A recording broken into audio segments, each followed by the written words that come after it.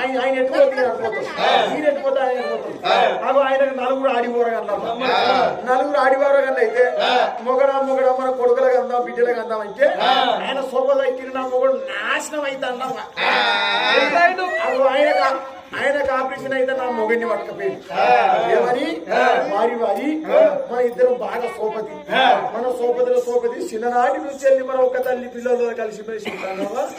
నాకు నలుగురు ఆడిపోరగలరు వారి ఇగో నా పెన్ను నన్ను ఆపరేషన్ చేసుకొచ్చుకోమంటాక ఆయన సోపతికి నా మొగడిని పట్టకపోయిందమ్మా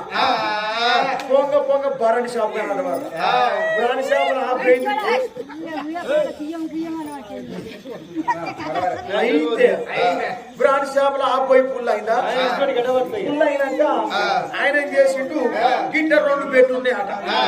2 బెడ్లున్నాక అయితే షుగర్ ఉన్నోనికి ఊరికి అవతలకి ఇద్దరు పోతారమ్మా అయితే ఆయనకు షుగర్ ఉన్నది ఆయన ఏం చేసిండు వారిని అవతల పోయేస్తానా ఆయన చేసి అవతల వేయండి అయ్యి నా మొగడు పెట్టి మీద అన్నాక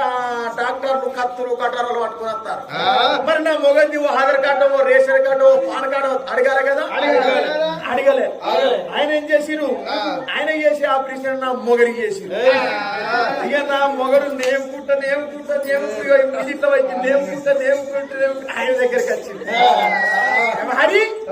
నీది రన్నింగ్ ఉండదు నాది ఊస్ట్ అయింది ఇంటికి వచ్చి ముండ కొడుకు ఇంటికి వచ్చినాక అయ్యా నీకు ఏమైంది నీ బాధ్యతను నీకు ఆలుమక్కుతా అని నేనంటే నా మొగుడు చెప్పుకోక ఇచ్చేది సపరేట్గా పంచానం అంటున్నాము ఇక తెల్లారితే సోమారం ఇద్దరు ఒక్క పొద్దు నిన్న ఆయన మనిషిని పావికిల పెసరపప్పు వేసిందమ్మా పెసరపప్పు వేసిందా నా మొగడికి మరి పెసరపప్పుతో అన్నది ఇచ్చాడు కావచ్చు అని నా మొగడికి పావికిల పెసరపప్పు పెట్టిందమ్మా కానీ ముఖానికి కప్ప పూర కనబడుతుందా ముండ కొడుకు పెసరపప్పు తిన్నాడా తెల్లాటి అలాగే బుడబుడబుడబుడా శివుకి వచ్చిందమ్మా అయ్యా నీకు దానం పోతా నీకు బట్టలేస్తా అని గారికి తీసుకొచ్చి నా మొగడిని గుండి మీద గుండి మెల్లగా ఇప్పుతాన్నమ్మా